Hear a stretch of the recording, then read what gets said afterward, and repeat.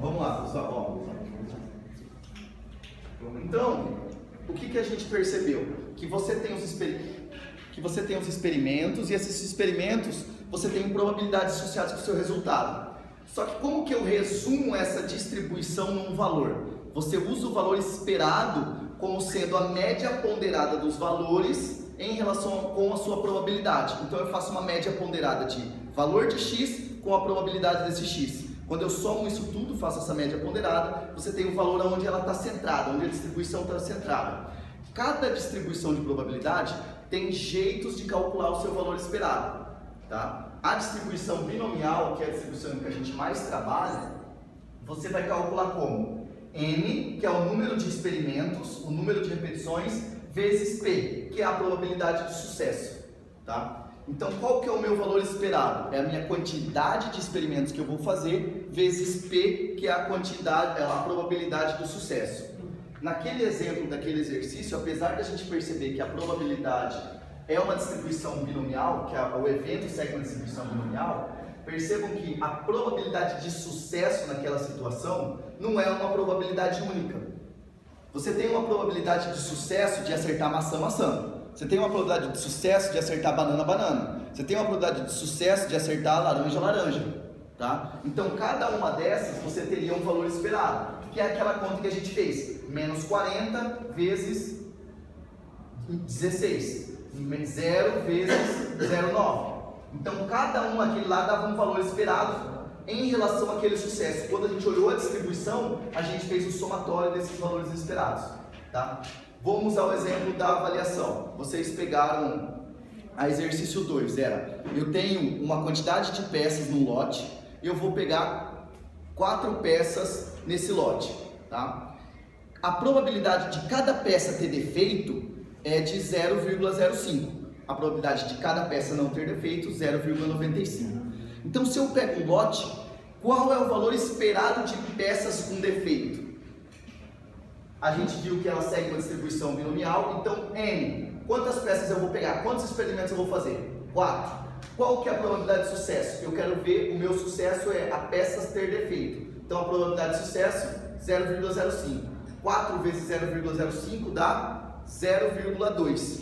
Então, o meu valor esperado de peças com defeito por lote é 0,2 peças.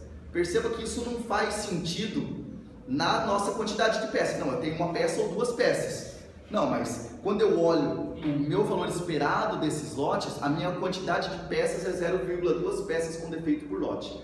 O que isso quer dizer? Quando você pensar nessa distribuição, que está falando assim, um cara vai lá e vai pegar 4 peças. Ele vai olhar e vai ver quantas peças defeituosas tem. Vai ter nenhuma peça defeituosa. Outro cara vai lá e vai pegar outro lote, 4 peças. Percebam que, quando ele faz isso, ele tem que devolver aquela quantidade de peças, para não influenciar na probabilidade. Tá? Pegou, olhou, nenhuma peça. Outro cara foi lá, pegou, olhou, nenhuma peça. Outro cara pegou, olhou, uma peça com defeito. Outro cara foi lá, pegou, nenhuma peça com defeito. Quando você olhar a quantidade de peças com defeito nesses grupos e fazer a média vai dar 0,2 peças. Tá? Então, quando você olha esse valor esperado nesse exemplo, você está falando assim, olha, eu vou pegar por lote 0,2 peças com defeito. Você fala, mas como você vai pegar 0,2 peças? Não, eu sei que o valor está entre 0 e 1, mais perto do 0. Então é muito mais comum eu pegar lote e não ter peças defeituosas do que peças defeituosas. Isso a gente viu quando a gente calculou a probabilidade. Qual que era a probabilidade de ter peças peças sem nenhum lote, sem nenhum defeito, em relação às peças aceitas? Acho que era 85%, 82%. Então está falando que em 82 casos em 100, você vai pegar lote e ele não vai ter defeito nenhum. Tá? Então é isso que ele está falando, o valor esperado, ele está falando, olha, eu estou centrando a minha distribuição nesse caso. Mesmo que não seja o caso onde eu pego e ele aparece.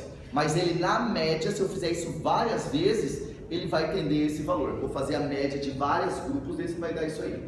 Tá? E aí, a gente viu agora nesse exercício que esse valor esperado, ele não faz muito sentido. Por quê? Porque você fala assim, olha, eu tenho menos R$ 59,00 de lucro esperado por jogada. Mas vocês viram que você pode ganhar muito mais e perder muito mais. essa noção de quantos meus dados estão variando em relação ao meu ponto central é a variância, tá? É o quantos os meus dados estão dispersos em relação a esse meu valor esperado. Porque olha só, naquele jogo, se eu falo para vocês, o meu valor esperado é menos 59, mas o menor valor é menos 65 e o maior valor é mais 200, você vai falar, opa, eu posso ganhar 200, mas posso perder só 65. Eu vou perder na média menos 59. Mas é diferente nesse caso de eu falar, ó, o seu valor esperado é menos 59, mas você pode perder menos 300 e ganhar mais 2.000. Entendeu? Você fala, ah, peraí, é menos 59 é igual, mas eu posso perder muito mais e posso ganhar muito mais. Essa noção dessa distribuição, dessa dispersão, é a variância que vai te dar. E essa variância a gente vai calcular semana que vem. Por que ela é importante? Porque você não resume a sua distribuição em um valor. Você resume em um valor, mas você tem uma noção de quanto ela pode te dar. Semana passada a gente calculou a Mega Sena. O valor esperado da Mega Sena quanto que era? Era menos 1,50 por jogo. Só que você pode perder quanto? Menos 3,50 se você fizer só um jogo. E pode ganhar quanto? 100 milhões.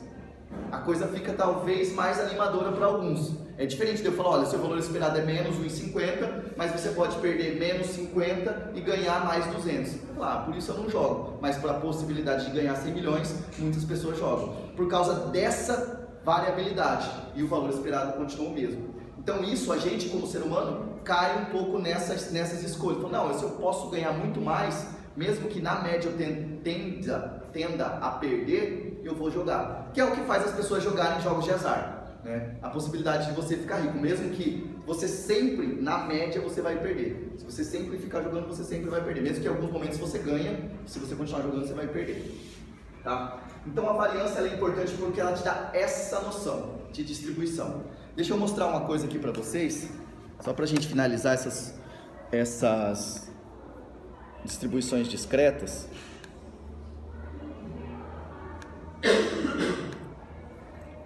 Que o exemplo que a gente está falando, eu vou desligar a luz, aí vocês veem um pouco melhor. Só por ele não precisa ver o nome, é mais para ver o desenho mesmo.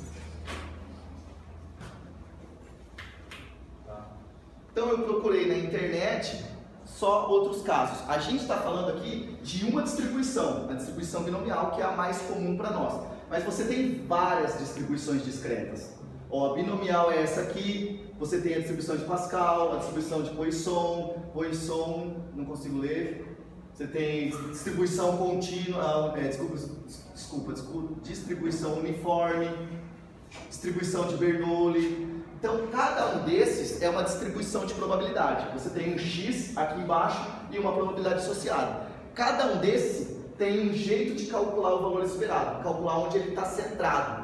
Tá? Então, na binomial, a gente calcula como N vezes P. Aí você vai olhar ela vai estar centrada nesse ponto. Você vai olhar essa aqui, ela vai estar centrada num ponto para cá. Você vai olhar essa aqui, ela vai estar centrada no meio. Você vai olhar essa aqui, que está apontada para cá, ela vai estar centrada um pouco para cá. Então, cada uma vai ter um valor esperado, uma centralidade dessa distribuição. E cada uma delas vai ter como eu calculo a minha variância.